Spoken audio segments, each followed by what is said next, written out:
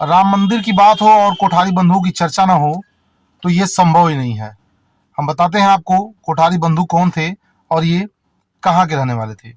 दरअसल 1990 में अक्टूबर का महीना था जब लाखों की संख्या में कार सेवक अयोध्या पहुंचे थे।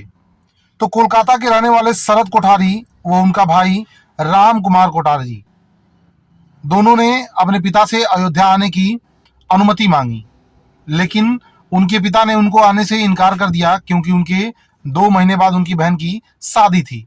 लेकिन जब वापस लौटने की बात इन लोगों ने कही तो परिवार वाले भी मान गए।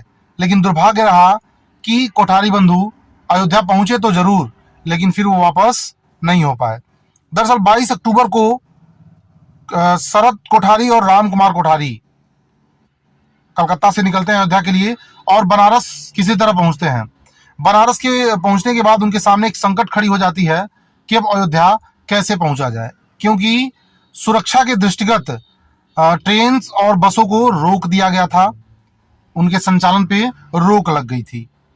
किसी तरह उन्होंने टैक्सी की आज बनारस से, और टैक्सी में हो करके वो आजमगढ़ के फूलपुर कस्बे तक पहुंच जाते हैं। इसके बाद सारे साधन बंद थे, कुछ नजर नहीं आ रहा था, तो दोनों भाइयों ने ये निर्णय किया कि हम पैदल ही अयोध्या चलेंगे।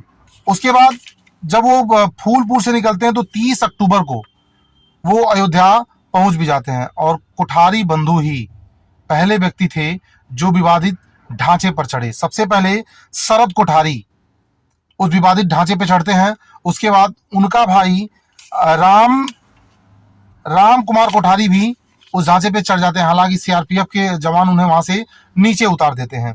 फिर 2 नवंबर में शामिल होते हैं और 2 नवंबर को जा रहे थे तो पुलिस फायरिंग करने लगती है। उसके बाद वो बगल की कोठी में छिप जाते हैं, लेकिन जैसे ही वहां से निकलते हैं पुलिस के फायरिंग का शिकार हो जाते हैं और मौके पर ही दोनों भाइयों की मौत हो जाती है। 4 नवंबर को इन दोनों भाइयों का दाह संस्कार कर दिया जाता है। कोठारी बंधुओं का इतिहास जब भी राम मंदिर की चर्चा होगी तो इनको दोहराया जाएगा, इनके नाम को लिया जाएगा।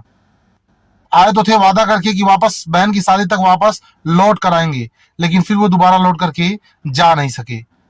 अयोध्या प्राण प्रतिष्ठा के इनविटेशन पे शरद कोठारी की बहन पूर्णिमा कोठारी अयोध्या पहुंच चुकी हैं और उन्होंने ये बयान भी दिया है कि वहां पहुंच करके वो बहुत ही गर्व महसूस कर रही हैं और हजारों सालों तक उनके भाइयों का नाम अमर रहेगा। जब तक राम मंदिर रहेगा तब तक उनके भाइयों का नाम भी अमर रहेगा।